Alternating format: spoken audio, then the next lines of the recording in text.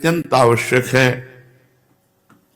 जो पूज्यपाद श्री उड़िया बाबा जी महाराज आगे के प्रसंग में है, वो कह रहे हैं कि ब्रह्मचर्य के बिना कोई भी किसी भी डिपार्टमेंट में हो वो आगे नहीं बढ़ सकता। चाहे गृहस्थ हो, चाहे वानप्रस्थ हो, चाहे सन्यासी हो, सबके लिए ब्रह्मचर्य अत्यंत आवश्यक है। ब्रह्मचर्य में जीवन परम पुरुषार्थ में, अध्यात्म में जीवन है। जो ब्रह्मचर्य धारण नहीं करते हैं वो न सदगृहस्थ बन पाते हैं, ना वो वानप्रस्थ, ना वो सन्यासी। फिर और लौकिक पढ़ाई या लौकिक उन्नति, इसके लिए भी ब्रह्मचर्य की अत्यंत आवश्यकता है।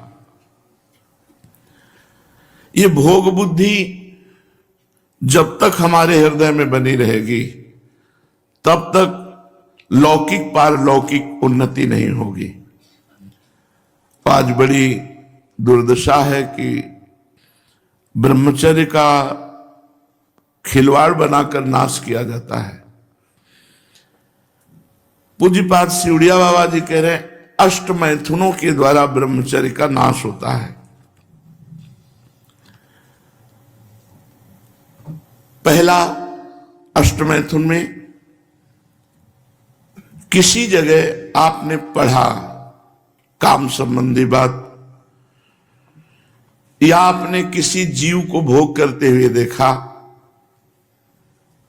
पशु पक्षी किसी को, या आपने चित्र देखा या चलचित्र देखा भोग संबंधी, तो आपके हृदय का चिंतन होगा काम का। और हृदय में एक नाड़ी है, भीष्म पितामह जी ने महाभारत में वर्णन किया है, बहुत सुंदर व्याख्या की है ब्रह्मचर्य के विषय में। एक पंचचूड़ा नाम की अप्सरा ब्रह्मलोक से आई थी, देवर्षि नारद जी ने उससे वार्ता की। शास्त्रों में तो सब खोल खोल के वर्णन किया गया है। मूल जो धर्म का मूल है, अध्यात्म का मूल है, वो ब्रह्मचर्य है।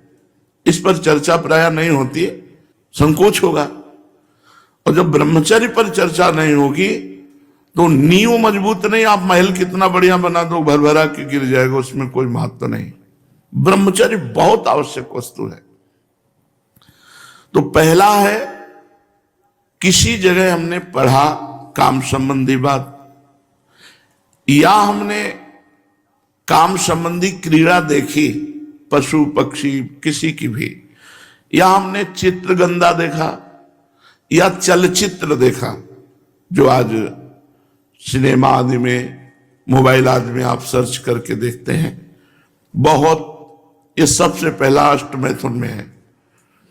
इससे देखो, केवल मछली के मैथुन को देखने के कारण सौभरी ऋषि का हृदय जो भगवान के चिंतन में लगा था, हटकर स्त्री चिंतन में लगा और 50 राजकुमारियों से ब्याह किया मानदाता की।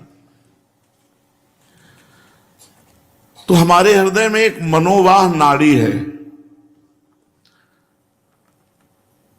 कहीं हमारे शरीर में वीर्य की थैली नहीं है, जैसे पित्त की थैली या मलाशय मूत्राशय, ऐसे कोई वीर्य की थैली नहीं है।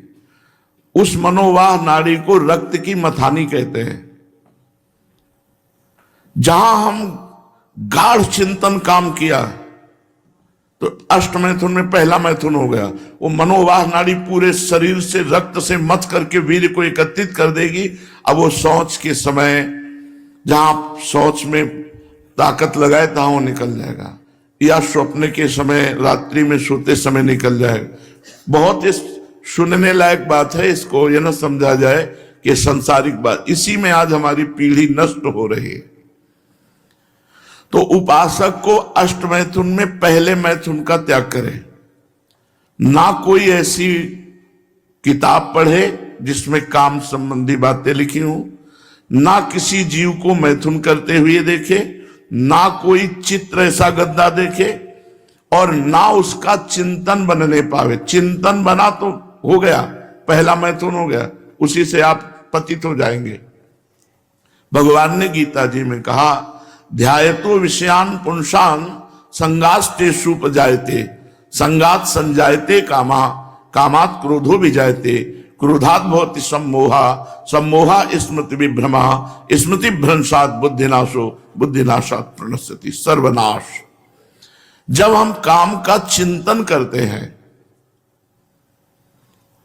वही हमारा सर्वनाश का कार्य बन गया। बहुत ध्यान से सुनो, कोई चित्र, कोई सिनेमा, कोई मोबाइल से गंदी बात या किसी जीव को मैथुन करते हुए देखना और उसका चिंतन करना, ये पहला मैथुन हुआ। अष्ट मैथुनों में एक में पतित हो जाएगा।